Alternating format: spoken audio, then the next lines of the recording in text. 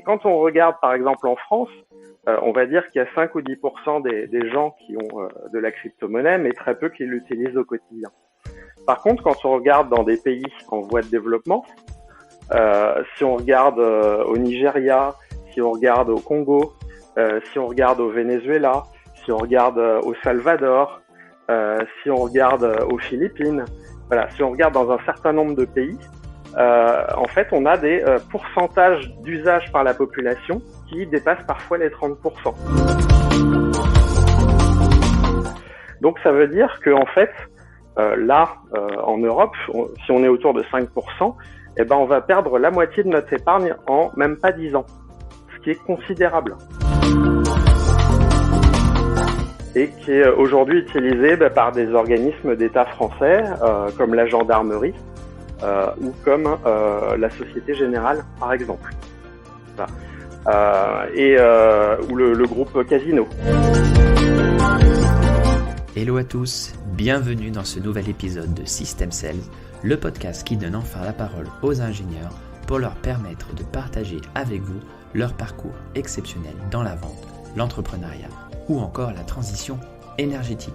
Dans ce 16e épisode, je reçois Renaud Lifshitz, expert reconnu dans l'univers des crypto-monnaies. Avec Renaud, nous avons décortiqué le concept des crypto-monnaies et de la blockchain pour le rendre le plus accessible possible aux plus débutants d'entre vous.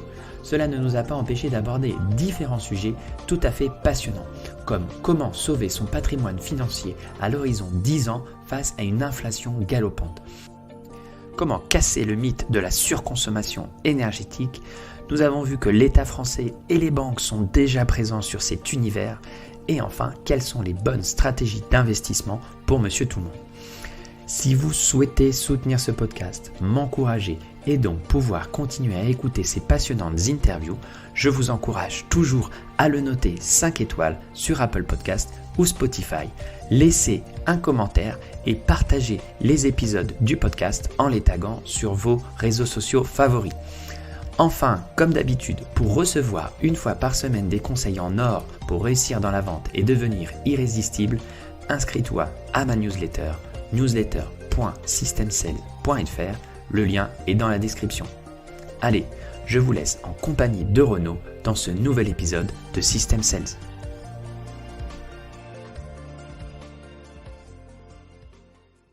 Bonjour Renaud. Bonjour. Bienvenue dans cet épisode de System Sales. Écoute Renaud, je propose que tu te présentes tout d'abord aux auditeurs. Oui, alors je suis Renaud Lifshitz, je suis ingénieur en informatique, diplômé de l'ESIAL, École supérieure informatique et applications, qui s'appelle maintenant Télécom Nancy.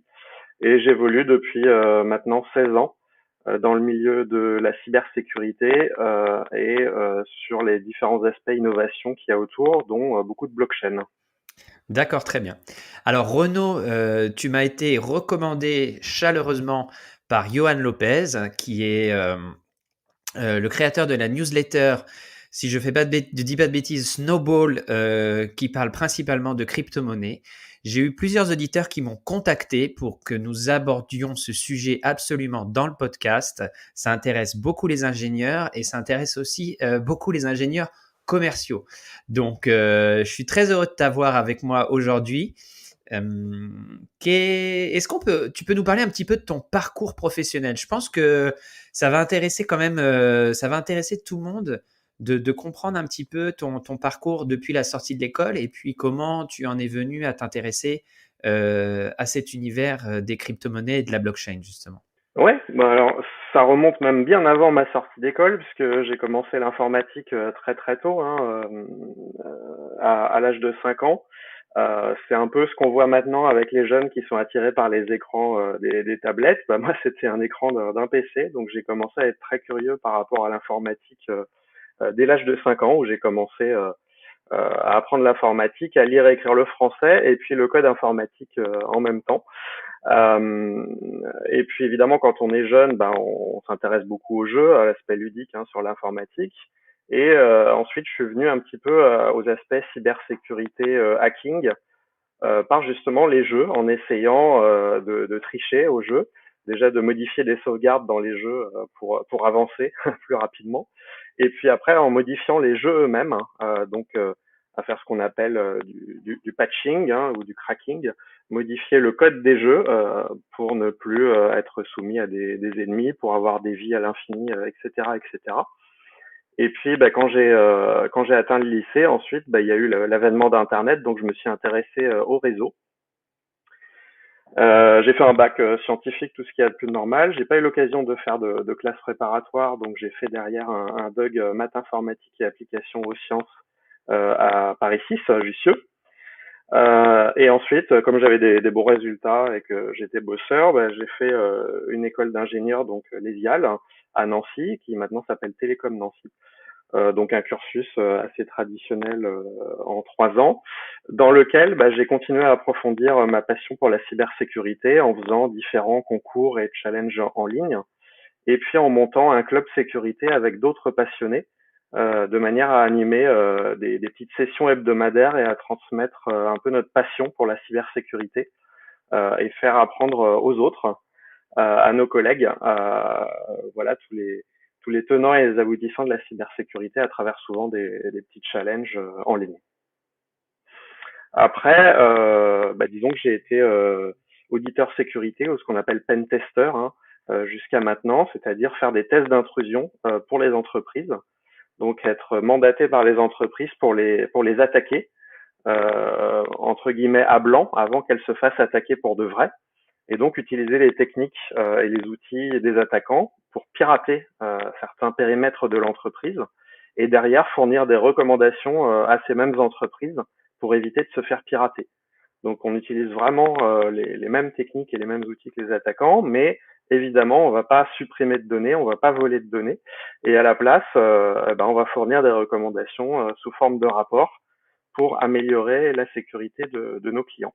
Et du coup, juste pour rebondir sur ce sujet-là, c'est quoi le niveau global de protection aujourd'hui des grands groupes privés ou publics français? Le niveau est plutôt bon ou le niveau est plutôt intermédiaire ou catastrophique?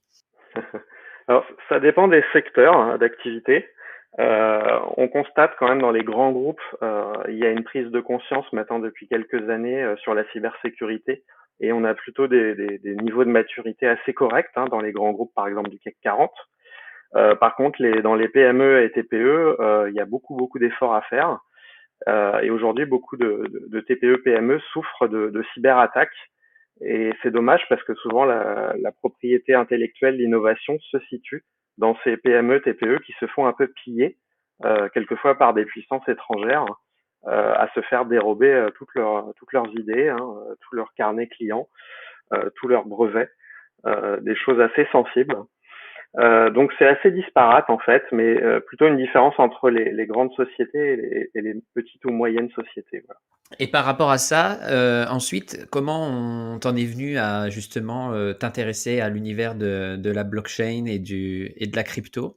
Et puis après, peut-être, on définira ces deux termes pour les néophytes, parce que quand on a préparé l'épisode ensemble, on avait dit qu'on faisait un épisode tout à fait accessible aux néophytes sur le sujet, et que si jamais l'épisode rencontrait un engouement favorable, peut-être on referait un épisode pour les plus initiés. Donc je reviens à ma question. Qu'est-ce qui t'amène, quel a été le pont entre ton intérêt pour la cybersécurité et l'univers Alors quand on dit crypto, effectivement, on parle de crypto-monnaie. Voilà. Alors c'est amusant parce que justement, il y a un débat quand on parle de crypto. Est-ce qu'on parle de cryptographie ou de crypto-monnaie? Et c'est un peu en fait la cryptographie qui m'a emmené aux crypto-monnaies. Puisque la cryptographie, c'est un peu une brique de base de la cybersécurité, à savoir qu'il y a beaucoup d'aspects de la cybersécurité qui reposent sur la cryptographie. La cryptographie qui est l'art du chiffrement, de l'usage des outils cryptographiques pour la protection des données, pour authentifier des personnes et pour communiquer de manière sécurisée sur un canal qui ne l'est pas forcément. Donc c'est tout l'art du chiffrement, justement. Et cette cryptographie est assez abondante dans les crypto-monnaies. Disons quand on s'intéresse à la cryptographie, une partie des usages crypto récents se fait justement par ces crypto-monnaies. Par exemple, si je veux dépenser une crypto-monnaie, mais on va revenir sur les définitions après, puisque cet épisode se veut tout à fait accessible. Mais si je veux dépenser une crypto-monnaie, il faut que je prouve que c'est bien moi le propriétaire de la crypto-monnaie et que je dépense pas la crypto-monnaie de quelqu'un d'autre. Donc il y a une question de preuve et de signature au sens vraiment général du terme, c'est-à-dire qu'il va falloir que je signe pour prouver que je suis bien propriétaire de la crypto-monnaie que je veux dépenser. Voilà. Et c'est vraiment l'idée d'utiliser ces mêmes outils de la cryptographie classique, non pas ici pour sécuriser forcément une information, mais pour sécuriser des transactions de crypto-monnaie et pour éventuellement se préserver d'une certaine confidentialité dans les échanges. Mais ça, c'est un but tout à fait secondaire.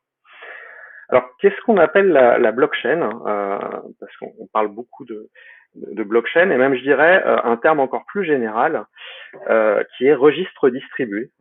Parce qu'en fait, il n'y a pas que la blockchain dans cette grande famille des registres qui sont distribués à plusieurs personnes.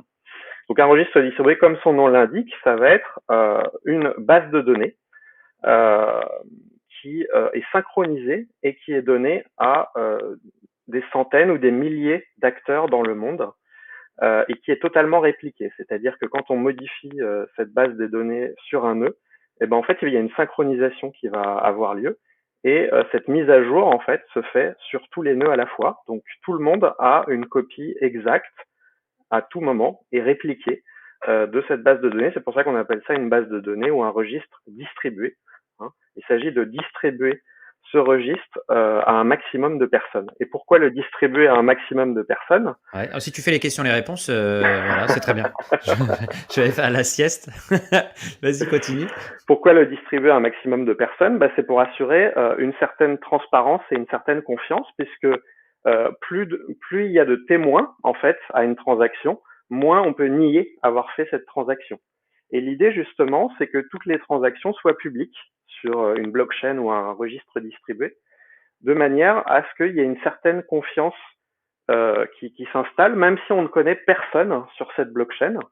Le fait que quand on fasse une transaction, elle soit observée par des milliers de personnes, on ne pourra pas la nier ensuite, puisque chacune de ces personnes a noté qu'on avait par exemple dépensé tant de crypto-monnaies et que Alice avait envoyé tant de crypto-monnaies à Bob, et donc que Alice ne dispose plus des crypto-monnaies qu'elle a envoyées à Bob. D'accord, c'est ok.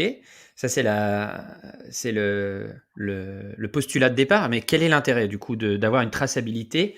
Et est-ce que ce registre il est effacé depuis sa création? Est-ce qu'on a quand même effacé les premières transactions pour voilà, on s'est dit bon de toute façon ça a été fait, voilà. Alors, en fait, l'intérêt, il y a plein d'intérêts. Notamment, c'est la première fois, avec l'avènement notamment de Bitcoin en 2008-2009, puisque la théorie sur Bitcoin date de 2008, un petit peu avant, et le premier Bitcoin a été émis en 2009. L'intérêt avec ces systèmes de blockchain ou de registres distribués, c'est qu'en fait, on ne dépend plus d'aucun intermédiaire. Aujourd'hui, si je veux t'envoyer de l'argent, il faut que je demande à ma banque d'envoyer de l'argent à ta banque. Et donc, j'ai deux intermédiaires entre nous, si tu veux, pour t'envoyer de l'argent. Avec une blockchain, en fait, c'est de l'envoi réellement en pair à pair, c'est-à-dire que je ne vais passer par aucun établissement bancaire, donc je n'ai pas besoin de faire confiance à X ou Y. C'est de l'envoi directement de la poche à la poche. D'accord. Voilà. Du fait qu'il y ait autant de témoins, justement, il n'y aura pas de possibilité de nier que j'ai fait la transaction, puisqu'elle va être enregistrée par des milliers de personnes, et chacun saura que, par exemple, je n'ai plus d'argent. Alors, il n'y aura pas mon nom, évidemment, ce sont des numéros de compte, faut voir un peu ça comme des numéros de compte en Suisse, on ne sait pas qui est derrière tel numéro de compte.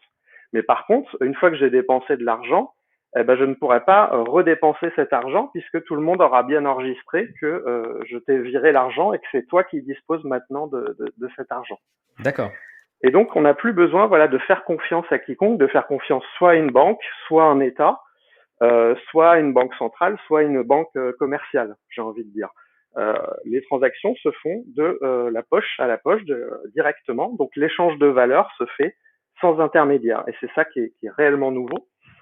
En ces périodes de défiance un petit peu de l'État, ce qui était aussi le cas en 2008 avec la crise des subprimes, et c'est ça qui a en partie, on va dire, participé à l'émergence de Bitcoin. C'est un peu cette défiance envers les institutions bancaires dans l'épisode de la crise des subprimes qui a fait émerger Bitcoin, où on s'est dit, on peut pas forcément avoir confiance dans le système financier ou dans le fait que la banque, par exemple, a suffisamment de créances et qu'on peut retirer l'argent qu'on a mis à la banque. Et ben on a cherché des systèmes où on ne dépend plus de la banque voilà, où il n'y a plus simplement Alors, d'autorité, de confiance. alors c'est intéressant parce que j'aurais cru dans ta première partie d'explication que c'était pour insuffler un vent de liberté, pour avoir des échanges financiers totalement libres entre les individus. Mais là, tu me dis que c'est aussi une façon de sécuriser son patrimoine financier. Et là, cet argument-là, alors moi, je suis totalement néophyte dans le sujet, mais cet argument-là, il me paraît assez fou à entendre parce que tu es en train de dire, en gros, je confie mes finances, mon patrimoine financier à un univers complètement décentralisé en me disant, finalement, c'est quand même plus sûr que de mettre mon argent à la banque, alors que le système bancaire en lui-même a quand même plutôt bien tenu et je suppose est quand même assez pérenne dans le temps. Donc voilà, je ne sais pas la question qui peut en sortir, mais c'est un peu contre-intuitif, non? Qu'est-ce que tu en penses? Pas forcément. C'est vraiment cette idée de liberté et d'indépendance par rapport à un intermédiaire, et donc D'accord. d'indépendance euh, par rapport aux banques dans les transferts de valeur, mais aussi dans le stockage de valeur. En fait, il y a ces D'accord. deux aspects. Il y a je suis indépendant si je veux donner de la valeur à quelqu'un, je ne suis pas obligé de passer par une banque. Il n'y a plus besoin de banque pour faire cet envoi de valeur. Mais on va dire dans une autre certaine mesure, alors c'est pas inconditionnel, mais dans une autre certaine mesure, je peux garder de la valeur de manière purement numérique dans une clé USB dans ma poche, sans qu'il y ait besoin de mettre des billets sous le matelas ou des lingots d'or. Et cette valeur-là, en fait, elle est très simple à stocker, puisque je peux stocker autant de valeur que je veux sur une clé USB, je ne suis pas limité, contrairement à, par exemple, de l'or ou des billets qui prennent un certain volume et qui sont délicats à sécuriser, puisqu'il faut, on va dire, lourdement sécuriser les aspects physiques, et puis ça prend de la place. Et aussi, de l'or et des billets, c'est assez compliqué à envoyer. Si je veux envoyer de l'or et des billets à l'autre bout du monde, c'est plutôt très complexe. Or Alors, là, en passant ouais, par un réseau comme la blockchain, ça va prendre quelques secondes pour ok. envoyer de la valeur à l'autre bout de la Terre. Alors là, tu vois, c'est pareil, il y a encore plein de choses qui me viennent à l'esprit. C'est-à-dire que, est-ce que déjà, on est en train de parler de quelque chose qui va être assez accessible à monsieur tout le monde, sachant que là, tu es en train de me dire que c'est plus sécurisé de mettre son argent sur une clé USB qu'à la banque. Donc, moi, je veux bien que tu essayes de me convaincre là-dessus. Mais ouais, je pense que voilà, il y a quand même beaucoup de gens qui perdent leur clé, leur carte bleue. Alors, si tu mets toute ta trésorerie sur une clé USB, ça me paraît pas moins sécurisé. Mais et là, tu me dis c'est plus simple que d'échanger de l'or ou des grosses quantités d'argent. Mais je dirais voilà, ça intéresse peut-être qu'une fraction de personnes, pas monsieur tout le monde. Est-ce que l'univers des crypto-monnaies, c'est pas finalement une niche qui intéresse un certain nombre de spécialistes et qui, tant mieux pour eux, sont en train peut-être de s'enrichir grâce à ça, ou c'est finalement quelque chose qui peut intéresser tout le monde dans un avenir proche? Alors ça, c'est une fausse idée qui est très très largement répandue. Quand on pense à Bitcoin ou aux crypto-monnaies, on pense que c'est réservé à une population d'élite, riche et spécialiste du sujet. En réalité, pas du tout. Il faut regarder ce qui se passe en fait hors de France, puisqu'on a tendance à être tous un peu nombrilistes et en fait à toujours regarder notre condition à nous et pas la condition des autres. Et quand on regarde par exemple en France, on va dire qu'il y a 5 ou 10% des gens qui ont de la crypto-monnaie, mais très peu qui l'utilisent au quotidien. Par contre, quand on regarde dans des pays en voie de développement, Si on regarde au Nigeria, si on regarde au Congo, si on regarde au Venezuela, si on regarde au Salvador, si on regarde aux Philippines, voilà, si on regarde dans un certain nombre de pays, en fait, on a des pourcentages d'usage par la population qui dépassent parfois les 30%. D'accord. C'est-à-dire qu'on est 10 fois plus d'usage par la population que en France, en fait, quasiment. Hein, donc il faut comprendre que les pays riches ou les pays d'Europe, c'est pas du tout les principaux utilisateurs.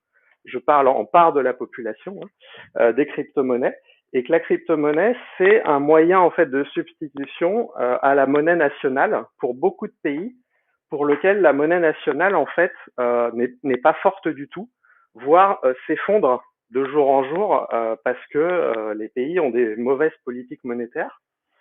Et aujourd'hui, par exemple, quand on regarde dans les exemples très très récents ce qui se passe au Liban ou en Turquie, au Liban, la monnaie elle a perdu 90% de sa valeur en 2 ans. Donc quelqu'un qui avait épargné sur son compte bancaire au Liban, ben voilà, il a perdu 90% de son épargne juste entre guillemets à garder l'argent dans cette monnaie nationale. Et pareil en Turquie. Quand on regarde en Turquie, en fait, la monnaie ne vaut quasiment plus rien, justement parce qu'il y a des problèmes économiques, parce qu'il y a des mauvaises balances commerciales, parce que l'argent est mal géré, parce qu'il y a de la corruption, parce que voilà, il y a un certain nombre de phénomènes. Mais grosso modo, il y a beaucoup de pays qui connaissent des inflations galopantes, parfois autour d'1 million de % par an, ce qui est considérable. Et du coup, les crypto-monnaies restent, du coup, pour ces pays-là, des moyens de conserver son épargne et de pas tout perdre. Ok. Voilà, c'est un exemple concret, ouais.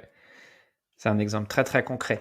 Mais ça demande quand même un certain niveau d'éducation, parce qu'il faut être complètement autonome pour manipuler ces. Parce que c'est un peu le principe. Je réfléchissais à une question pendant que tu me parlais. Je me dis, est-ce que ça existe des intermédiaires qui s'occupent de t'aider à structurer, à appréhender cet univers-là en ton nom, mais du coup, tu crées un intermédiaire. Bien sûr, bien sûr. Alors effectivement, on peut gérer de manière complètement décentralisée les choses, et ça c'est, on va dire, l'essence puriste qui veut ça, c'est-à-dire si on a vraiment, on gère soi-même son portefeuille. Alors, quand je parle d'une clé USB, c'était pour simplifier. En réalité, c'est un peu plus sécurisé qu'une clé USB, mais ça ressemble à une clé USB. Mais il y a moyen de faire une sauvegarde de cette clé USB, ce qu'on appelle une sauvegarde à froid, puisqu'en fait c'est une clé USB, mais c'est pas grave si elle ne fonctionne plus ou si on la perd, puisqu'en fait il y a un principe de récupération de nos portefeuilles qui permet en notant 24 mots. En fait, ça génère 24 mots aléatoires quand on initialise cette clé USB. En notant bien ces 24 mots sur une petite fiche cartonnée, eh ben, on peut récupérer ses fonds. Donc, il suffit juste de sécuriser cette petite fiche cartonnée, et si on perd sa clé USB d'ailleurs qui est vraiment une carte bancaire, hein. Dedans, il y a une carte SIM, grosso modo, avec un code PIN. Donc, c'est vraiment comme une carte bancaire. Si on fait 3 mauvaises tentatives de code PIN, on bloque la clé USB. C'est exactement comme une carte bancaire, hein. C'est le même type de puce qui est à l'intérieur. Mais par contre, si on perd voilà cette clé USB ou si elle ne marche plus, c'est pas dramatique. On en rachète une autre, ça coûte quelques dizaines d'euros, et on re-rentre les 24 mots et on récupère notre portefeuille. Puisqu'en fait, les 24 mots ne sont qu'une clé secrète qui permet d'accéder à ces fonds. D'accord. Et tu es obligé d'avoir ce support physique, ou tu peux être sur un portefeuille complètement dématérialisé? Ah, ça peut être complètement dématérialisé. Là, je parlais par exemple d'avoir son portefeuille sur une clé USB, mais on peut avoir son portefeuille dans son navigateur D'accord, Internet, ok. qui peut faciliter par exemple les paiements en ligne. Donc D'accord. c'est une extension qu'on va rajouter dans son navigateur Internet, la plus connue étant MetaMask, avec une icône de petit renard. C'est une extension qu'on rajoute à son navigateur et qui permet, lors d'un paiement, il y a un pop-up qui surgit et on a directement son portefeuille dans son navigateur, donc on peut valider et faire un paiement grâce à cette petite extension, ce qui est assez pratique pour les sites e-commerce, puisqu'on peut directement payer en ligne comme ça sans donner par exemple son numéro de carte bancaire. C'est aussi un intérêt, c'est qu'on ne divulgue pas de données personnelles en faisant un paiement en crypto-monnaie. On n'a pas besoin de donner son nom, son prénom, son adresse, son numéro de téléphone, son numéro de carte, etc. Donc ça évite aussi que ces informations personnelles potentiellement puissent être piratées par Ok. la suite. Et donc, au-delà de tous les avantages que tu nous as déjà donnés par rapport à une chute de la monnaie et un peu voilà de la liberté de paiement, etc., des libertés d'échange entre les personnes, quels sont les autres, à tes yeux, les autres avantages pour Monsieur Lambda qui vit en Europe avec une zone euro heureusement financièrement plutôt stable? Quels sont les autres avantages de la crypto autre que de faire de la spéculation? Je pense qu'on n'en parle pas trop aujourd'hui de ce sujet-là. Je pense que c'est pas forcément ce qui est le plus intéressant, mais bon, peu importe. Quel est l'autre avantage pour Monsieur Lambda qui vit en France ou en Europe aujourd'hui de se tourner vers les crypto-monnaies? Alors, il y a pas mal d'avantages. Et d'ailleurs, même si on a un petit peu éludé la question, qu'on ait soi-même son portefeuille ou qu'entre guillemets on le fasse héberger par un prestataire tiers, c'est vrai que ça peut être plus simple pour les débutants. Donc, je reviens très légèrement là-dessus. Soit on peut stocker ses cryptos effectivement soi-même, mais si on n'est pas très précautionneux, on peut prendre un prestataire tiers qui fera entre guillemets office de banque, mais de banque crypto. Et pour le coup, il y en a plein. À commencer par exemple par les bourses d'échange de crypto-monnaies en ligne, hein, puisque quand on veut acheter ou vendre de la crypto à partir d'euros, il faut un comptoir où déposer des euros pour avoir des cryptos ou inversement déposer des cryptos pour avoir des euros si on souhaite en vendre.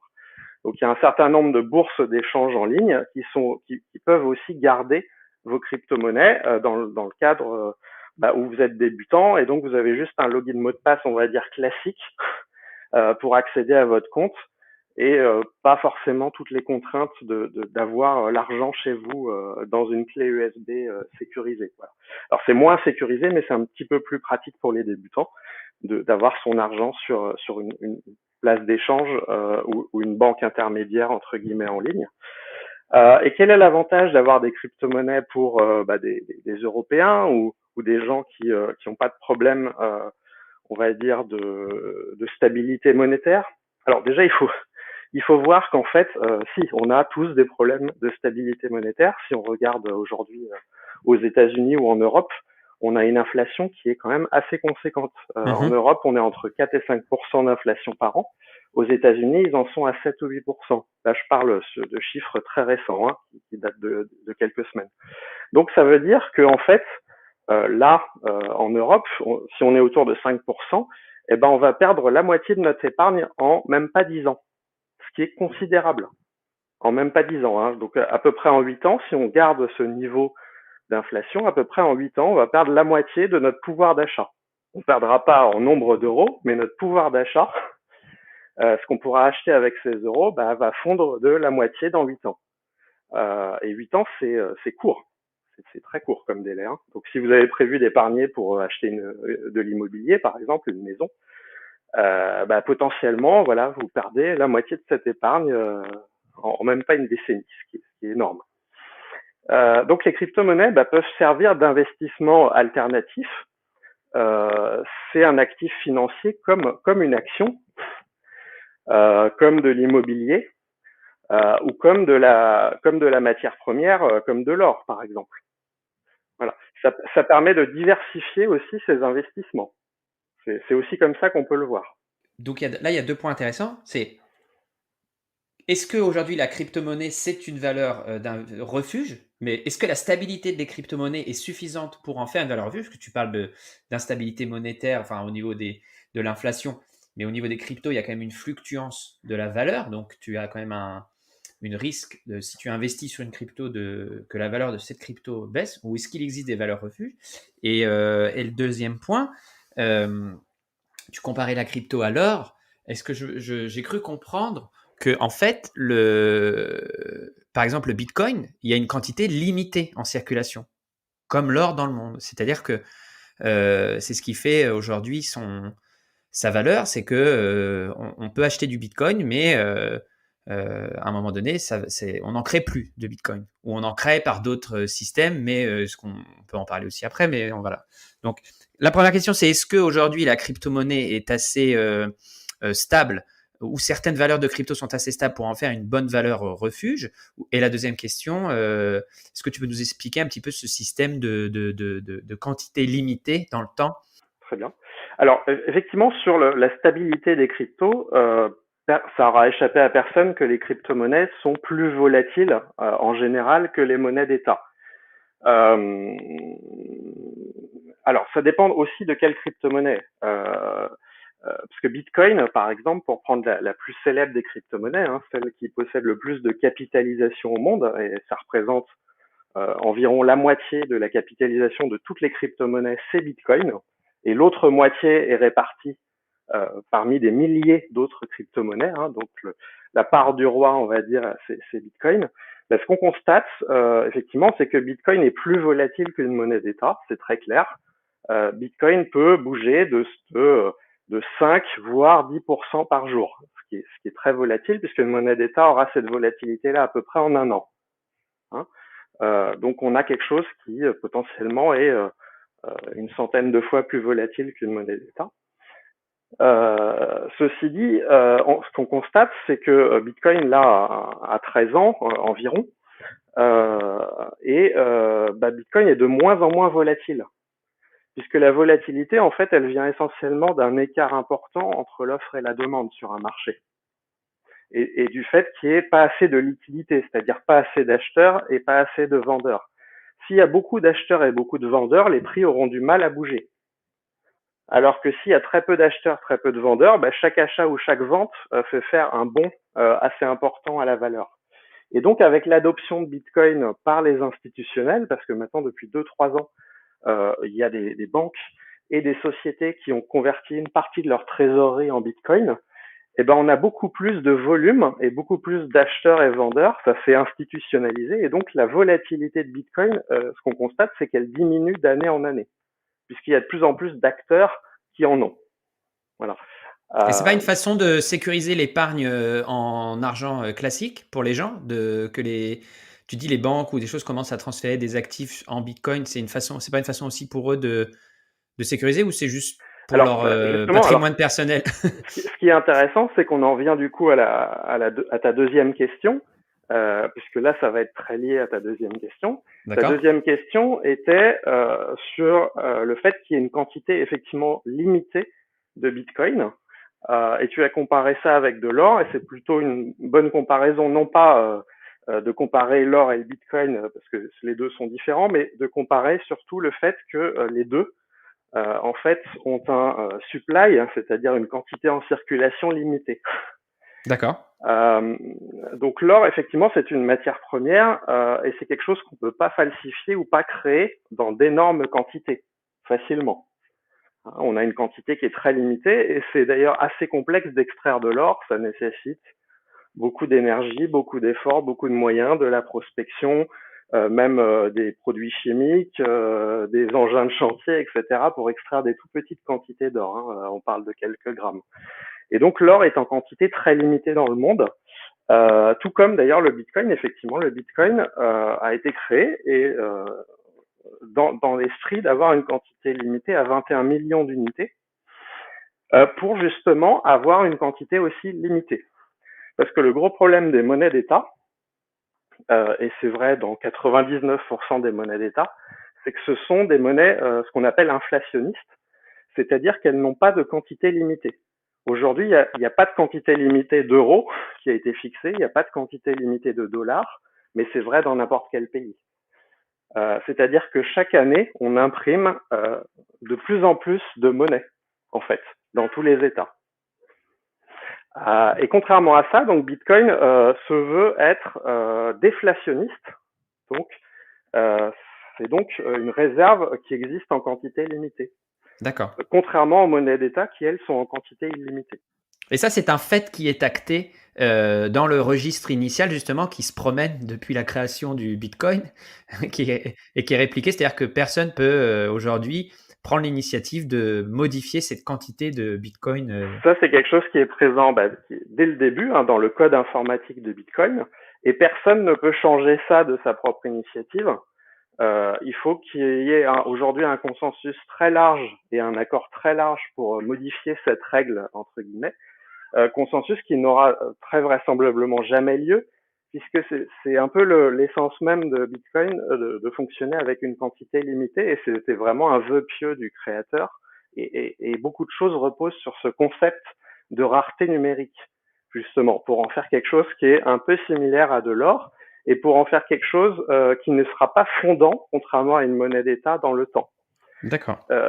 Si on regarde les politiques monétaires de la Banque centrale européenne et de la Fed aux États-Unis, elles ont un objectif d'inflation de 2% par an. C'est ça qu'il faut voir. Donc ça, c'est presque gravé dans le marbre. C'est comme Bitcoin qui a un objectif de 21 millions d'unités dans le temps. Mais les banques centrales, elles ont un objectif d'inflation de 2% par an. Et donc, fatalement, les monnaies d'État vont fondre de 2% en pouvoir d'achat, de 2% par an. Ce qui fait que, typiquement, en 20 ans, c'est-à-dire en un peu moins d'une génération, on perd la moitié de son pouvoir d'achat si on épargne. Et ça, c'est vrai en euros, c'est vrai en dollars. Et ça s'est même intensifié avec la crise du Covid et puis la crise des subprimes. Parce qu'aujourd'hui, si on regarde la quantité de dollars en circulation, le dollar existe depuis plus de 200 ans, environ 250 ans, si je dis pas de bêtises. Enfin, on me pardonnera l'approximation, mais 30% des dollars en circulation ont été imprimés l'année dernière, en 2021. En une seule année, on a émis le tiers du nombre de dollars en circulation depuis 250 ans, ce qui est considérable. Tout ça pour essayer de relancer un petit peu l'économie qui était en fait au point mort pendant la crise du Covid. Donc les banques centrales ont injecté énormément d'argent dans l'économie, ce qui a fait gonfler les prix et donc ce qui a augmenté l'inflation comme on disait. Autre chiffre peut-être pour se rendre compte que nos économies sont très fondantes, en 100 ans, le dollar a perdu 93% de sa valeur en pouvoir d'achat. Voilà, en pile poil 100 ans. Est-ce qu'on peut illustrer un petit peu pour ce que tout le monde n'est pas forcément câblé finance. Qu'est-ce que tu entends par là Eh ben, il y a 100 ans, par exemple, avec, disons, on va donner un exemple assez fictif, mais il y a 100 ans, avec 100 dollars, par exemple, on pouvait acheter 100 morceaux de pain. Ouais, ok. 100 petits pains. Et ben aujourd'hui, avec cette même quantité, si j'ai gardé mes 100 dollars de l'époque et que je les ai pas dépensés pour acheter 100 morceaux de pain, ben aujourd'hui, je peux acheter que 7 morceaux de pain. D'accord, ok. Voilà, au lieu de 100. Oui, parce que le pain a pris de valeur. Parce que, en fait, ma monnaie a perdu en valeur, puisqu'il y a eu de l'émission monétaire, donc ça a dilué la valeur de ce que j'ai. Et donc, je peux, au lieu d'acheter 100 morceaux de pain il y a un siècle, je peux en acheter que 7 à l'heure actuelle. Donc, j'ai perdu 93% de mon pouvoir d'achat. D'accord, c'est très clair. Ok. Et du coup, je lisais, en préparant un petit peu l'épisode, je lisais une autre information. Donc, on a dit le Bitcoin, une quantité limitée en circulation, mais le truc un peu fun, c'est que toute la quantité prévue n'est pas encore en circulation, c'est ça ? Oui, tout à fait. Alors, en fait, on a une émission qui est plutôt rapide au début et qui est de plus en plus lente au fur et à mesure qu'on avance dans les années. Et aujourd'hui, si je dis pas de bêtises, j'ai pas les chiffres sous les yeux, mais on doit être à 18 millions et demi, quelque chose comme ça, de bitcoins émis sur les 21 millions. C'est ce que j'ai lu, ouais. Donc, c'est une grande majorité des bitcoins qui sont émis, mais il en reste encore donc 2 millions et demi, encore un peu plus de 10%. À émettre et qui vont prendre un peu plus de 100 ans, je crois, à être émis. Donc on a une émission assez rapide au début et de plus en plus lente vers la fin, ce qui permet aussi de pas diluer trop rapidement la valeur, contrairement aux États où eux ils ont une émission en fait linéaire puisqu'ils émettent en moyenne 2% par an de monnaie. Voilà. Le Bitcoin ralentit dans son émission. J'interromps le cours de l'épisode pour vous permettre de souffler un petit peu et pour vous prévenir que si vous avez des questions à poser à Renaud sur ce sujet des crypto-monnaies, vous pouvez m'envoyer vos questions à contact@systemcells.fr. Avec toutes les questions que nous recevons, nous enregistrons un nouvel épisode avec Renaud. Et enfin, n'oubliez pas de vous abonner à la newsletter. Allez, on reprend. Et tu peux nous expliquer un petit peu le phénomène justement d'émission du Bitcoin ou qu'on appelle le minage, c'est ça ? Qu'on illustre, en fait, qu'on imagine quelqu'un avec sa pioche qui va creuser la terre du numérique, du digital, pour aller trouver les derniers bitcoins. Donc, à la sueur de son front, il peut obtenir des bitcoins gratuitement. Mais Alors, finalement, ce ne sera pas gratuit parce que ça lui aura coûté en ouais. matériel et en On énergie. peut voir ça comme de l'extraction d'or, hein. L'extraction d'or Ouais. nécessite du travail manuel et nécessite effectivement de l'énergie, de la sueur, nécessite des appareils de chantier, hein, voilà. Donc extraire de l'or, ça nécessite un travail important. Et c'est pour ça d'ailleurs que l'or a une valeur, parce que d'une part il est rare, mais parce que aussi il y a beaucoup d'efforts et beaucoup de travail et beaucoup de temps et de moyens financiers qui sont mis pour l'extraire. Et ben c'est un peu pareil avec Bitcoin, c'est-à-dire qu'on a quelque chose qui est rare hein, et qui est complexe à extraire, puisqu'en fait pour extraire des Bitcoins, c'est un mécanisme naturel du réseau qui va récompenser en fait les ordinateurs qui vont inclure des transactions dans la blockchain. C'est-à-dire que quand je fais une transaction, je vais payer des frais qui sont assez faibles, mais qui peuvent être de l'ordre de, par exemple, 50 centimes ou 1 euro par transaction. Et ces frais-là vont revenir, en fait, aux mineurs. Et les mineurs, ce seront les gens qui vont collecter des transactions et qui vont les écrire dans la blockchain. Et pour avoir le privilège d'inclure dans la blockchain, de pouvoir écrire dans la blockchain ces transactions, de les figer en fait dans le marbre, c'est une grande loterie. C'est une grande loterie, c'est un jeu de hasard, donc c'est vraiment comme de l'extraction d'or. Il faut avoir de la chance. mais plus on a de pioches, plus on va avoir de chances de trouver de l'or. Et donc ça dépend des moyens que vous mettez. Mais grosso modo, ce sont des calculs, semble-t-il, un peu aléatoires. Donc il n'y a pas moyen entre guillemets, de biaiser sa chance. Hein. Il faut calculer plus vite pour trouver plus de Bitcoin. De la même manière que pour extraire de l'or, il faut avoir plus de personnel et plus de pioches pour avoir plus de chances de trouver de l'or. Et en fait, on fait un calcul très compliqué sur des ordinateurs. Et plus on a de puissance de calcul, plus on a de chances d'être tiré au sort, entre guillemets, et d'avoir des bitcoins. Donc en plus des frais de transaction, le protocole alloue tous les 10 minutes une quantité de bitcoin à celui qui a la chance d'être tiré au sort. Et aujourd'hui, on en est à 6 bitcoins et demi, je crois, qui sont alloués tous les 10 minutes à quelqu'un dans le monde. Ok, ça c'est clair. Mais est-ce qu'on connaît la capacité de l'être humain à toujours aller plus loin et plus vite, le plus rapidement possible? Est-ce que là, du coup, on n'est pas dans une course en avant de l'équipement hardware pour justement celui qui sera le plus équipé, le plus vite, qui achètera le plus de matériel, de CPU, de carte graphique ou je ne sais quoi? Et il y aura toujours un mec qui en achètera plus que toi et d'autres qui va mettre des moyens énormes. Est-ce qu'on n'est pas justement là dans en train de nourrir un système complètement, une course en avant au niveau du matériel? Est-ce que justement dans l'univers matériel fini, est-ce que ce genre de petit jeu a vraiment sa place? Et puis finalement, en consommation d'énergie, il y a des voix qui se lèvent en disant Mmh. attendez, à ce petit jeu-là, dans un monde où on court après la sobriété énergétique, vous êtes bien gentil, mais c'est pas vraiment quelque Ouais. chose qu'on peut se permettre, quoi. Alors c'est quelque chose qu'on entend très souvent comme argument. Alors il y a déjà deux choses. Déjà, c'est pas celui qui a le plus de capacité de minage qui va avoir les blocs hein, systématiquement, parce qu'il s'agit d'une grande loterie. Hein, donc c'est comme des grilles de loto. C'est pas celui qui en valide le plus qui va forcément gagner. Hein. Il aura plus de chances, mais c'est pas forcément celui qui va gagner systématiquement.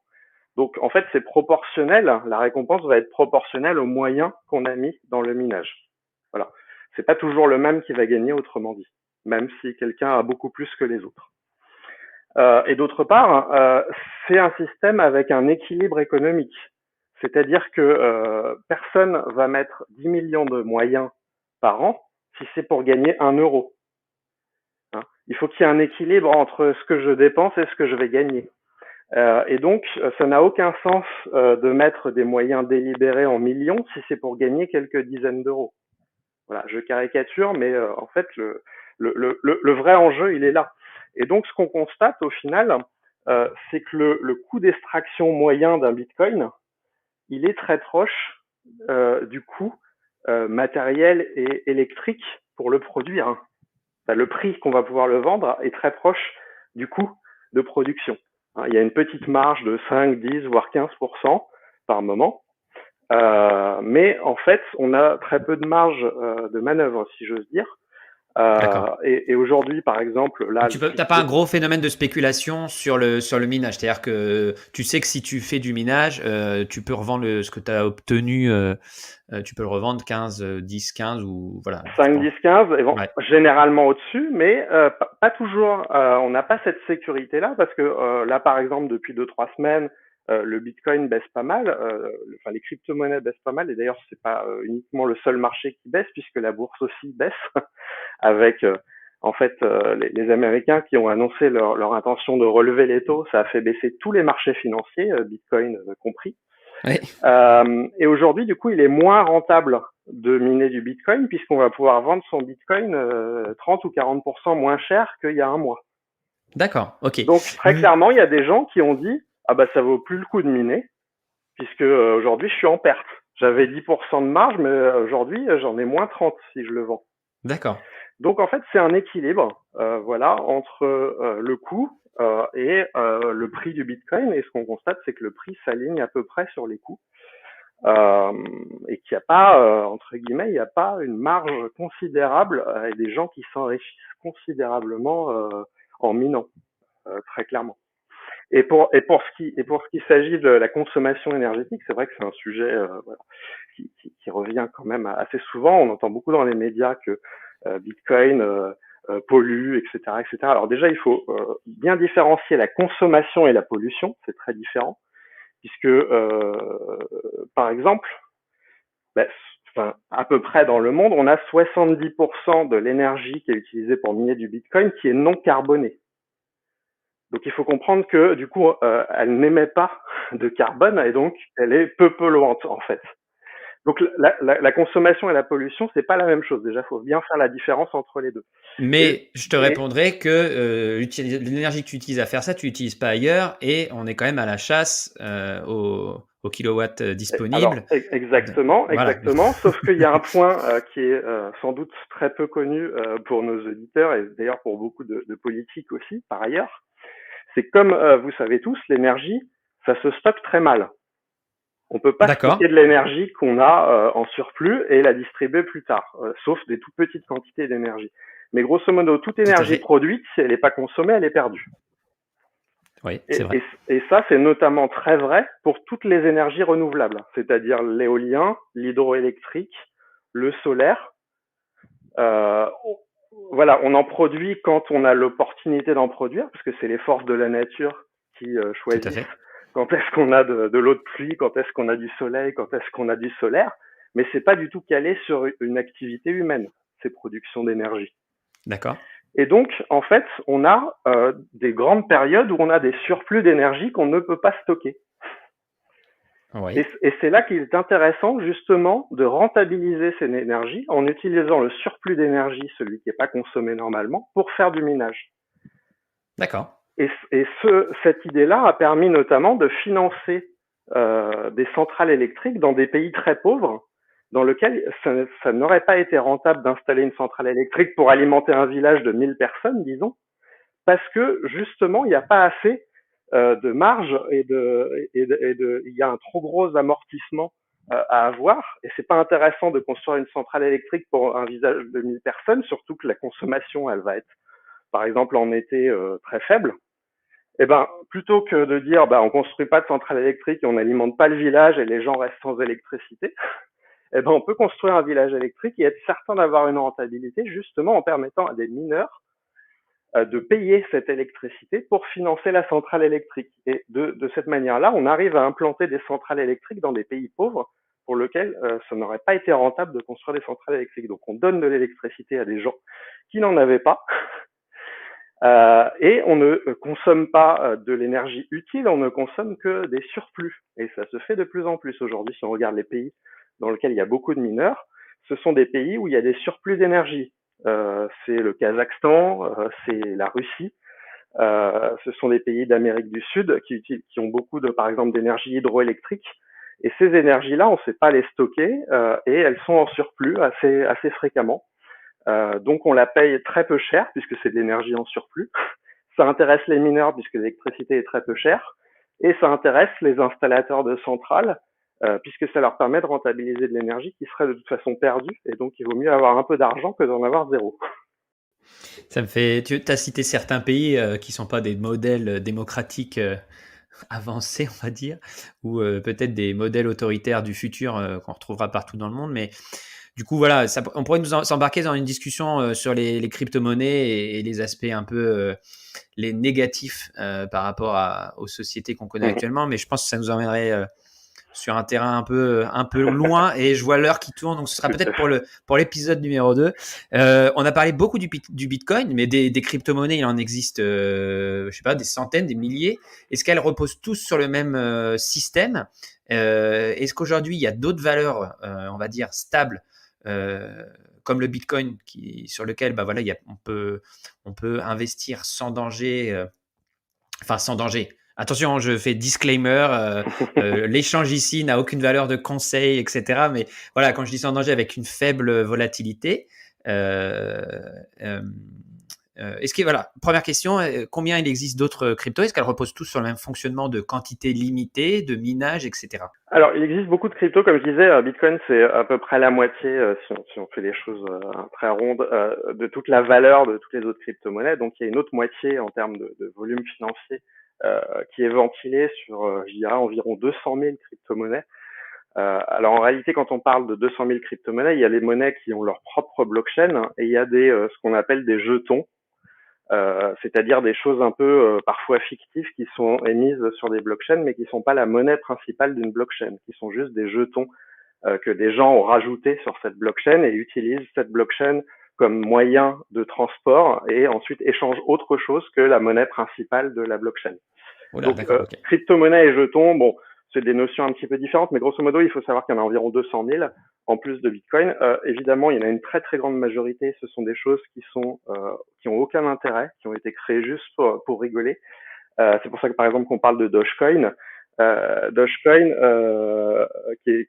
dont Elon Musk parle très souvent, hein, le président de Tesla, le PDG de Tesla, parle très souvent de Dogecoin. Mais c'est une crypto-monnaie qui a été créée pour rigoler avec un avatar de chien. Voilà. Et c'est une crypto-monnaie qui s'est créée vraiment pour le fun et qui n'a aucune valeur intrinsèque et qui permet pas de faire grand-chose. Et elle, qui va par exemple beaucoup plus fluctuer que le Bitcoin, elle va être très très très volatile parce que justement, il y a beaucoup moins d'acheteurs et vendeurs. C'est toujours le même principe. D'accord. Donc ces toutes petites crypto-monnaies, elles sont très risquées puisqu'elles sont très très volatiles. Il y a des gens qui ont gagné des millions avec ces crypto-monnaies, mais s'il y a des gens qui gagnent des millions, ça veut dire aussi qu'il y a des gens qui en perdent des millions. Hein, rien ne se perd, rien ne se crée, comme on dit. Donc il vaut mieux rester sur des grosses crypto-monnaies, on va dire du top 10 ou top 20, parce que il y en a beaucoup qui sont vraiment des arnaques ou qui sont basées sur rien, très clairement. Donc ça, c'est quand même quelque chose d'important à dire aux auditeurs. De pas aller sur des choses trop exotiques. Déjà, on a un risque de volatilité un petit peu important déjà avec les grosses cryptos. Alors, ne parlons pas des petites cryptos qui peuvent faire des fois 1000 ou fois 10 000 ou inversement être divisées par 1000 ou divisées par 10 000 dans la journée. Donc, quand on a mis de l'argent dedans, bah, c'est pas facile. Ouais. Alors, je disais que Bitcoin est un peu une exception dans les crypto-monnaies, puisque c'est un modèle qui est basé sur ce qu'on appelle de la preuve de travail. Il faut prouver qu'on a travaillé pour être récompensé. Et donc, on dépense de l'énergie à travailler, évidemment. Comme on le fait d'ailleurs, nous, humains, hein, on est obligé de manger régulièrement puisqu'on dépense de l'énergie à travailler. C'est vraiment le même concept. Mais la plupart des autres blockchains en fait sont basées sur un autre modèle qui est la preuve d'enjeu, qui est très différent puisque là il faut mettre en enjeu des jetons ou des crypto-monnaies et on va pas être tiré au sort en fonction de l'énergie qu'on dépense, mais en fonction du nombre de jetons dont on dispose. Et donc vous avez plus de chances d'être tiré au sort pour valider des transactions si vous avez une grande quantité de crypto-monnaies. Et si vous mentez ou si vous avez un comportement malhonnête en validant des transactions qui sont illégitimes, eh ben vous allez être puni par la blockchain qui va vous confisquer ce que vous avez mis en enjeu. Donc plus vous avez de jetons, plus vous avez à perdre d'être malhonnête dans le système, autrement dit, puisqu'on vous confisque ces jetons si vous êtes malhonnête. Et la plupart donc des blockchains maintenant sont basés sur ce système-là. Et là, pour le coup, il y a une très très grosse différence en termes de consommation électrique. On consomme environ 1000 fois moins en preuve d'enjeu qu'en preuve de travail. Et quand je dis 1000 fois moins, donc c'est environ, ça tient sur un tout petit ordinateur personnel qui consommerait environ 5 watts, une toute petite carte électronique pour faire un nœud, 5 watts au lieu de 5000 watts si vous voulez pour un mineur par exemple. Donc c'est moins qu'une ampoule électrique autrement dit. Donc on peut pas parler là de désastre écologique très clairement puisqu'on est 4 fois moins qu'une ampoule électrique pour faire tourner un nœud. On peut citer dans les blockchains qui utilisent cette preuve d'enjeu, par exemple, une blockchain francophone qui s'appelle Tezos, T-E-Z-O-S, qui a été créée par un Français il y a quelques années et qui est aujourd'hui utilisée par des organismes d'État français comme la gendarmerie ou comme la Société Générale, par exemple. Voilà. Ou le groupe Casino, si on cite les groupes commerciaux, voilà. Et qu'est-ce qu'on fait en fait le groupe Casino et la Société Générale sur cette blockchain qui est en preuve d'enjeu, donc qui consomme vraiment très très peu. Elles ont émis un stablecoin. Donc un stablecoin, c'est ce qu'on appelle un jeton qui est stable en valeur. Et en l'occurrence, elles ont créé un jeton stable qui vaut toujours 1 euro. Donc ça permet de numériser l'euro et d'utiliser une blockchain pour faire les échanges et donc de ne pas avoir, encore une fois, à passer par un organisme intermédiaire pour faire cet envoi ou ce stockage de valeur. D'accord. Mais est-ce que là, tu es quand même dépendant de la valeur de l'euro quand tu fais ça ou... Alors, on est dépendant de la valeur de l'euro puisque, en fait, le principe, c'est la Société Générale qui s'en porte garante et qui est auditée par une très grosse société d'audit derrière. Mais l'idée, c'est qu'elle a, à chaque fois qu'elle met 1 euro en réserve, elle peut émettre un lug, et c'est comme ça que s'appelle le jeton, un lug, en circulation sur la blockchain Tezos. Et inversement, quand quelqu'un veut récupérer ses euros, il envoie un lug à la Société Générale et il récupère 1 euro qui était en caisse. Et à tout moment, il y a l'équivalent en caisse, en euros, du nombre de lugs qui sont en circulation sur la blockchain Tezos. D'accord. Mais par contre, les échanges et le stockage peuvent se faire sans banque. C'est juste, en fait, la rémission et l'échange contre des euros sonnants et trébuchants qui nécessitent de se mettre en relation avec une banque, la Société Générale en particulier ici. D'accord. Donc là, en fait, c'est juste la finalité, c'est de faciliter des échanges sans intermédiaire, mais pas d'avoir des valeurs. Là, c'est juste. Ouais, ok. Voilà. Et le groupe Casino a choisi de faire ça. On va dire pour à terme remplacer, en tout cas c'est ce qu'il dit, à terme remplacer ses bons de fidélité plutôt que de donner des bons de fidélité aux clients du groupe Casino quand ils consomment chez lui. L'idée c'est de remplacer ces bons de fidélité, de les numériser et de les tokeniser, de les transformer sous forme de tokens.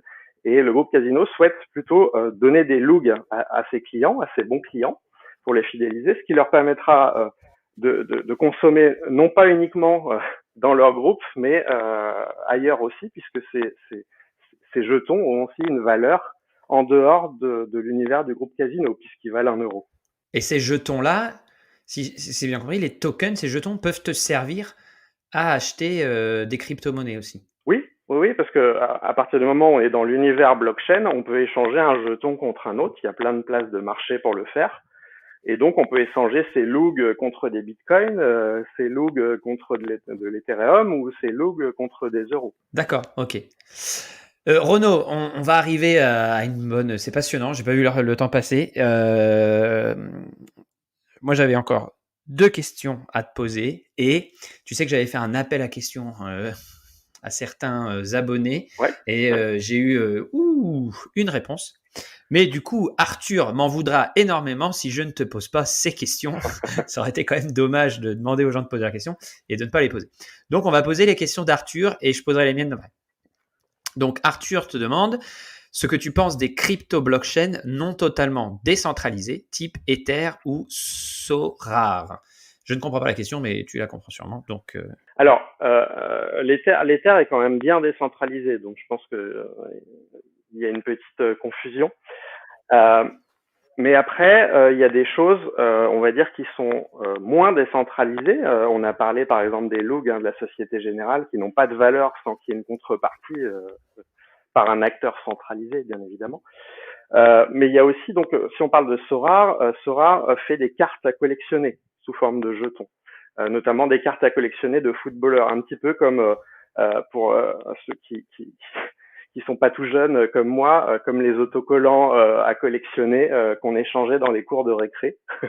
Et ben il y a la version numérique de ces autocollants et de ces albums pour collectionner ces autocollants et ces cartes à collectionner, qui ont été créés par une société française qui s'appelle Sorare et qui a choisi de fabriquer des jetons avec des joueurs de foot du monde entier. Et donc entre guillemets, de donner une valeur sur la blockchain à ces jetons aux effigies, voilà, des plus grandes stars de football. Et évidemment, plus on a des grandes stars de football, plus on peut monnayer ces échanges de manière importante. Donc ça, il faut savoir que c'est une mode qui s'installe de plus en plus sur la blockchain.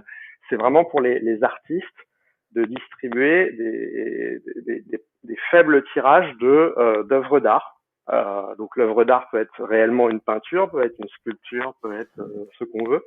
Là, en l'occurrence, l'œuvre d'art, c'est juste des photographies de joueurs de football et qui sont effectivement émis par une entité. Mais ceci dit, l'œuvre d'art continue d'exister, même si l'entité n'existe plus. Si demain Sorare fait faillite, on peut toujours continuer à échanger ces jetons aux effigies des joueurs. Donc, ça n'a pas trop d'influence, en fait, on va dire, sur les échanges ou sur la valeur de ces jetons. D'accord, ok. Deuxième question, Arthur, je la pose parce que tu as fait l'effort de remplir le formulaire, mais je ne la comprends pas. Il te demande ce que tu penses des ICO, pas d'un point de vue spéculatif, mais plutôt d'un point de vue réalité technique de la solution. D'accord. Alors, les ICO, c'est comme des entrées en bourse pour les entreprises, sauf que c'est dans le monde de la blockchain. En fait, c'est une levée de fonds.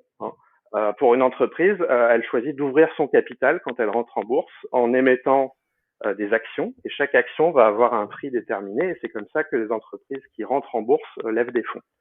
Et ben, les ICO, c'est exactement pareil pour des entreprises tech, on va dire, du secteur de la tech et surtout du secteur de la blockchain, qui choisissent d'émettre des jetons qui permettront d'avoir un droit de vote ensuite dans l'entreprise. Donc c'est vraiment assez similaire à des actions, c'est vraiment le pendant. Et ça a été un moyen très populaire de lever des fonds très rapidement il y a 3-4 ans. Aujourd'hui, on est un petit peu en perte de vitesse. C'est pas on va dire le moyen privilégié pour les projets de lever des fonds.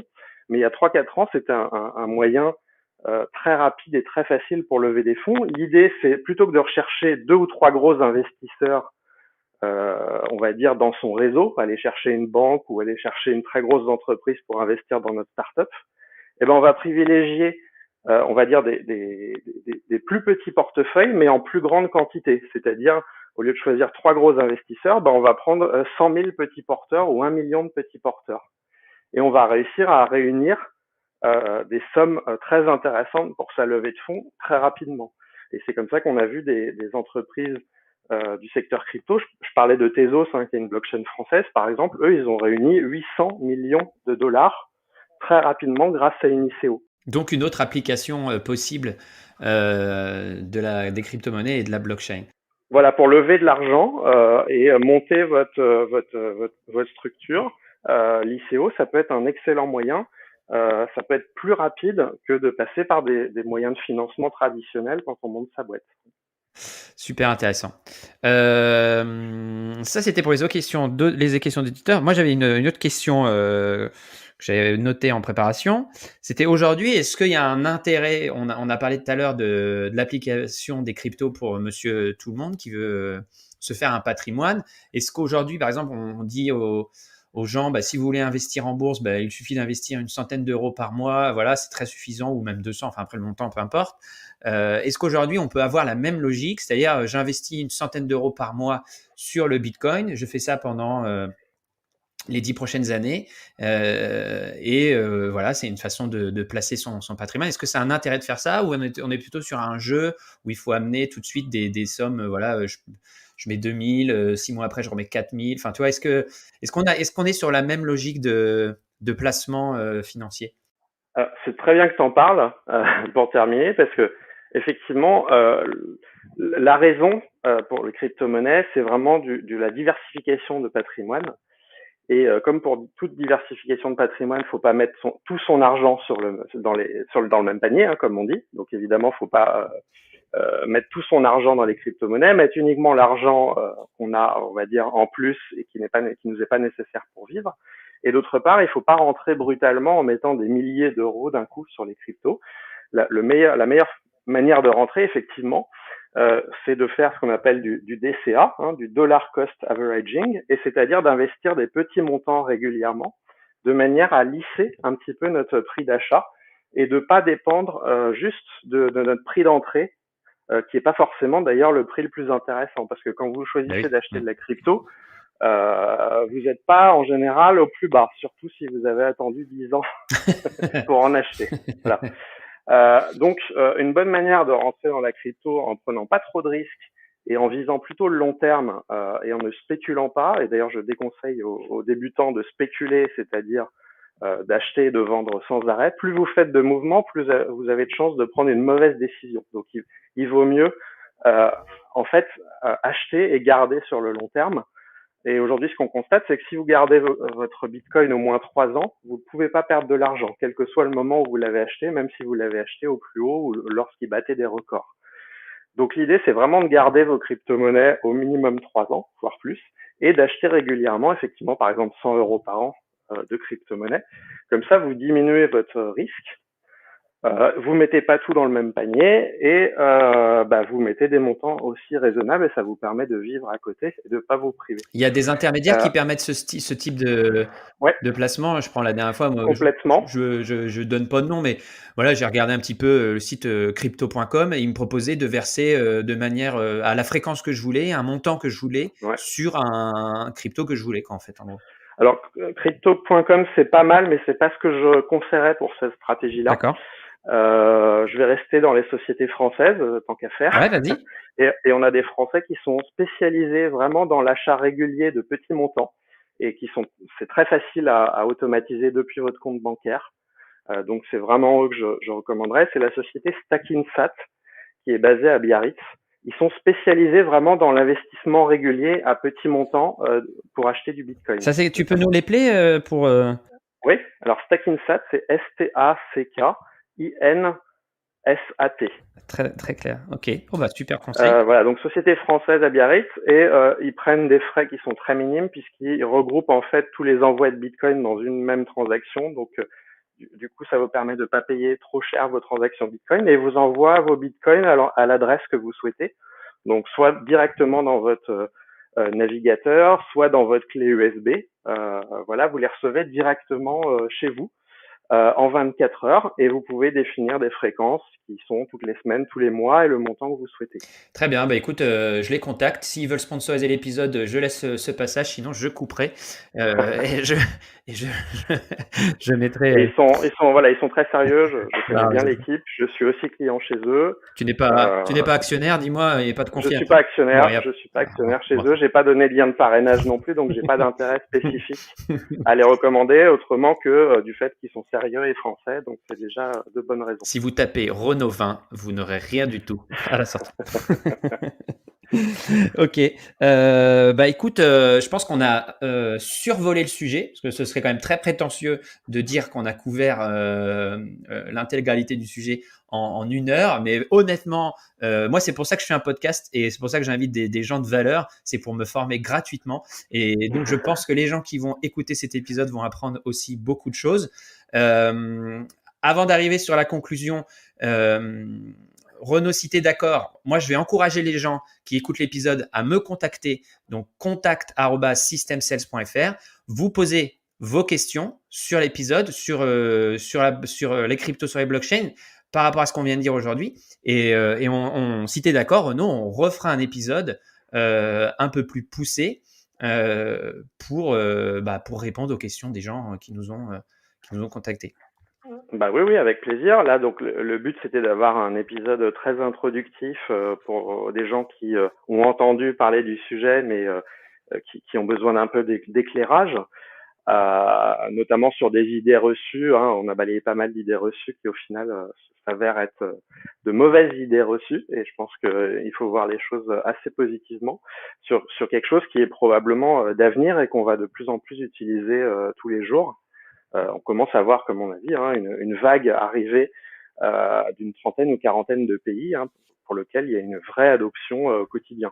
Moi, c'est un peu mon sentiment, c'est-à-dire que sans dire on est en retard, parce que ça sert à rien de dire ça, mais j'ai l'impression que là, c'est le moment, et de toute façon, c'est une réalité qui va toucher tout le monde dans les 5-10 prochaines années, quoi. Oui, c'est tout à fait clair. Là, pour moi, il n'y a pas de doute. Il n'y a plus de questions à se poser. Question de la fin. Qu'est-ce qui te passionne? Qu'est-ce qui te motive encore par rapport à ce sujet-là, justement? Toi qui connais quand même des choses. Et est-ce que tu as aussi un livre à nous conseiller? Donc, première question, qu'est-ce qui te passionne encore? Qu'est-ce qui te fait lever le matin au sujet des crypto-monnaies? Et quel livre tu nous conseillerais sur le sujet éventuellement? Ouais, alors les crypto-monnaies, c'est comme la cybersécurité, à vrai dire, c'est des domaines qui sont en perpétuelle évolution. La cybersécurité, par exemple, on a à peu près 100 nouvelles vulnérabilités tous les jours, donc il y a toujours du nouveau sur lequel lire, se documenter, apprendre, etc. Et les crypto-monnaies, c'est pareil. On a des dizaines de nouveaux projets qui se lancent tous les jours, des projets qui sont très très intéressants et qui sortent même, je dirais, de l'aspect purement monétaire qui est souvent le seul abordé par les gens. Mais aujourd'hui, on peut faire plein de choses avec la blockchain. On peut faire de la signature électronique, on peut se passer d'un notaire, on peut faire son achat immobilier, euh, on peut acheter de l'or et le stocker chez soi sur une clé USB. Mais il y a plein de choses à faire et c'est un domaine vraiment en constante évolution qui est en ébullition permanente avec énormément de projets tous les jours qui sortent et qui permettent à chaque fois un petit peu plus d'avoir une autonomie financière. C'est vraiment très intéressant pour ça. Aujourd'hui, on peut se fabriquer ses produits d'épargne, on peut emprunter de l'argent sans avoir de banque, donc des choses qui étaient tout à fait impossibles il y a quelques années encore. Ça, c'est une chose qu'on a dit en préparant l'épisode aussi, qui me tue le pin. C'est un concept complètement fou. C'est-à-dire que aujourd'hui, tu n'as plus besoin d'aller rendre des comptes à une banque, d'expliquer ton projet, etc. Enfin, évidemment, je pense que la personne qui va te prêter de l'argent, même décentralisé, va te demander quand même. Ouais, d'ailleurs, explique-nous, comment ça se passe? Et donc, on pourra en parler peut-être dans un second épisode, mais il y a beaucoup de concepts autour de cette économie décentralisée qui sont complètement passionnants et intéressants. Non, mais genre, tu vas emprunter 100 000 euros aujourd'hui en crypto à quelqu'un de confiance, hein, sans parler de truand, de confiance. Est-ce que cette personne, tu peux, donc sans passer par l'intermédiaire d'une banque, est-ce que cette personne-là va te demander quand même des questions, des gages sur. Juste en 2 minutes, quoi, si tu veux nous dire. C'est totalement décentralisé, donc il faut oublier la notion de emprunter à quelqu'un. Ce ne sera pas à une personne, ça sera à l'écosystème. Puisque c'est décentralisé, en fait, ce sont des piscines de liquidité dans lesquelles on va pouvoir prêter de l'argent, donc ajouter de la liquidité, ou en retirer, c'est-à-dire en emprunter. Mais en fait, on n'a pas, entre guillemets, une personne en face. C'est vraiment, on est versus tout l'écosystème, puisqu'on a une piscine de liquidité. Donc, en fait, on emprunte des fractions à des milliers de personnes. Et au final, tout aggloméré, ça fait la somme qu'on va emprunter. Mais on n'emprunte pas à une seule personne. Voilà. Et il y a différents types de gages et de garanties. Mais en fait, on va jamais vous demander qui vous êtes, on va jamais vous demander quel métier vous avez, si vous avez des revenus fixes, etc. Ça, c'est dans le monde traditionnel. Là, il y a différents moyens d'emprunter, notamment en mettant en contrepartie de la crypto-monnaie, par exemple, en mettant en gage de la crypto-monnaie.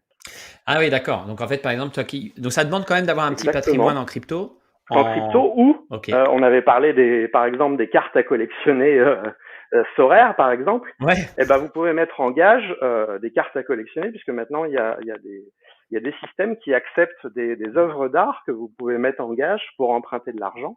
Comme ça, si vous rendez pas l'argent, en fait l'œuvre d'art est vendue et ça permet de rembourser les prêteurs simplement. Mais il y a différents systèmes. Là, je donne le système le plus courant, mais il y a différents systèmes.